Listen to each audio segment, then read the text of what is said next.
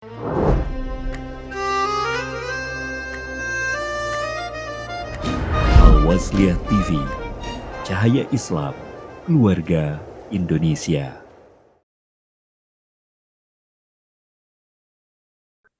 Assalamualaikum Ustaz. Waalaikumsalam warahmatullahi wabarakatuh. Saya pernah lihat reels di IG yang bunyinya kayak gini. Imam Syafi'i bertanya, bolehkah seorang anak berselisih dengan orang tuanya? Beliau menjawab, tidak boleh walau hanya mendebat sendalnya. Mendebat orang tua adalah terlarang walaupun engkau dalam keadaan benar. Ketika orang tuamu mulai merendahkan suaranya karena takut padamu, maka ketahuilah engkau telah durhaka kepadanya. Yang mau saya tanyakan, jika seorang ibu menzolimi menantunya, apa yang harus dilakukan oleh seorang anak? Karena Imam Syafi'i berkata kan mendebat sendalnya saja tidak boleh. Mohon pencerahannya Ustadz. Terima kasih. Kunci menghadapi orang tua itu nggak banyak. Kunci menghadapi orang tua itu jurusnya cuma satu. Apa jurusnya? Diam. Kamu begini, kamu begono, kamu begini, kamu begono. Diam. Nggak usah dilawan. Orang tua nggak usah dilawan. Bagaimana kalau dia menzolimi menantunya? Ya bawa dia pulang.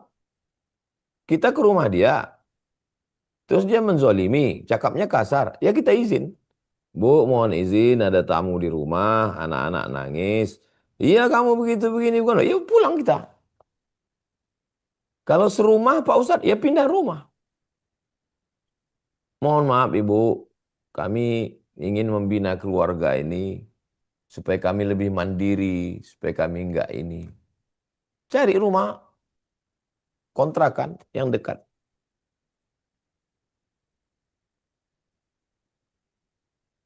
Dengan orang tua itu jurusnya enggak usah banyak-banyak. Pagi bawakan sarapan, lontong, nasi uduk, soto. Siang bawakan asam pedas baung. Kalau dia orang Melayu. Kalau dia orang Jawa, orang bawakan dia gudeg, Jogja. Bawakan dia makanan. Dia merepet, dengarkan dengan baik. Cium tangannya, belikan cincin, belikan gelang, belikan mobil. Kalau ada duit, kalau tak ada duit, dengarkan cakap dia, peluk dia, cium dia. Bahagia insya Allah. Saya jamin orang yang menjaga orang tua, membahagiakan orang tua, belum pernah saya menengok orang yang membahagiakan orang tua hidupnya susah. Sudah banyak saya berjalan dari Sabang sampai Papua, Malaysia, Brunei, Darussalam. Saya lihat orang-orang yang sukses itu, yang senang hidupnya, membahagiakan orang tua. Saya jalan-jalan ke mall di Malaysia. Ustadz hari ini kita kosong, nggak ada ceramah, kita ke mall. Mall megah, mewah, sampai di atas ada restoran mahal. Isinya orang tua semua yang rambutnya sudah macam rambut jagung, udah gugur. Disuapi sama anak. Anaknya Cina semua. Tionghoa. Kenapa orang Cina ini sangat hormat ke orang tua? Hanya hoki lah, hoki. Mereka tahu kalau membahagiakan orang tua, hoki. Mereka percaya yang lebih hebat dari ikan arwana, yang lebih hebat dari dewa-dewa dia adalah orang tua. Kunci, siapa yang sekarang menjaga orang tua, siapa yang sekarang merawat orang tua, kuncinya satu aja, diam. Istri kau istri durhaka memang istri tak betul memang ini. Diam aja. Diam aja. Nggak bisa saya Pak Ustadz diam. Beratlah kalau nggak bisa diam. Dulu waktu kau kecil, kan diam dia. Coba balik dulu. Dulu waktu kita kecil kan diam dia. Kalau ribut dia udah matilah kita. Kunci menghadapi orang tua. Saya ulang yang untuk yang ketiga kali. Diam. Ustadz kok ngomong begitu? Saya sudah mengamalkannya. Saya sudah mengamalkannya. Sedangkan begitu pun menyesal juga sesudah dia meninggal. Tak pernah saya lawan sekalipun. Saya hanya diam. Begitupun menyesal juga saya. Kurang rasanya. Maka kalau ada orang mengadu ke saya tentang orang tua, apa yang udah kau kasih ke orang tua? Datang orang ngadu ke saya. Orang tuaku ini mau ngomongnya begini, begini, begini, begini, begini, begini, begini, begini. Apa yang udah kau kasih? Aku.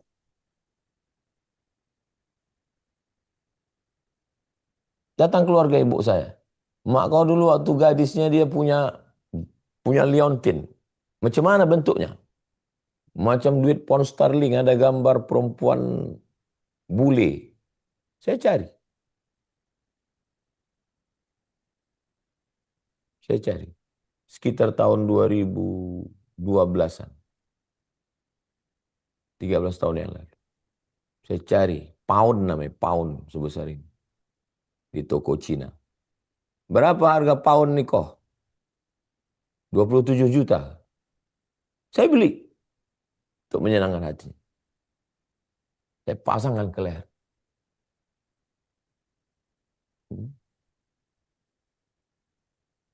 Semua saya kasih. Akhirnya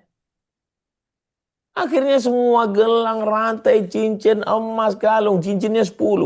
Ada batu rubi, ada blue sapphire, ada zamrud, ada diamond, ada 10. Kalau udah setiap saya pulang, saya cantik batu ini, cantik. Saya buatkan, cantik batu ini, cantik. Sekarang semua emasnya itu balik ke saya juga. Kan saya dapat harta warisannya. Saya belikan ke tanah. Itulah cikal bakal beli tanah masjid dulu awal. Enggak ada ruginya. Enggak ada ruginya. Makanya kalau ada orang mengadu, ibuku begini, ayahku begini, orang tuaku begini. Saya tanya. Pertama pertanyaan saya, apa yang udah kau kasih? Aku nggak sanggup ngasih Pak Ustadz. Kalau kau nggak sanggup ngasih, diam aja. Saya dua-duanya saya lakukan. Aku mengasih dan aku diam. Kau udah nggak ngasih, ribut lagi. Tanya Ustadz lain. Saya dengan orang tua ini bukan ceramah. Saya 11 tahun serumah sama orang tua. Dari mulai 2008 pulang sampai 2019. Bukan ceramah, bukan pakai ayat, bukan pakai hadis. Banyak orang pandai ceramah tentang orang tua ini, tapi dia nggak sanggup menghadapinya. Saya hadapi. Pun 11 tahun dengan diam, dengan memberikan semuanya, pun menyesal juga. Apa yang Ustaz sesalkan? Kenapa dia nggak kubawa ke Brunei Darussalam? Kenapa dia nggak kubawa ke Papua? Kenapa dia nggak kubawa? Sekarang setiap saya pergi, hampa semuanya itu. Nggak ada rasanya. Memang ada anak, ada istri. Diundang orang saya naik private jet saya. Duduk saya di situ. Iya memang saya bahagia karena ada istri saya, ada anak saya. Tapi dia tak ada. Dalam hati saya, oh kalau hiduplah dia. Sekarang, ini pondok ini anak-anak mengaji. 3 saung ini anak-anak mengaji. Kok hiduplah dia sekarang? Sekarang masjid ini semua orang muji. Oh masjid Ajar Wana, masjid cantik. Kok adalah dia sekarang? Begitupun saya lakukan, saya tetap menyesal. Diam. Kuncinya diam. Wallahu a'lam bishawab.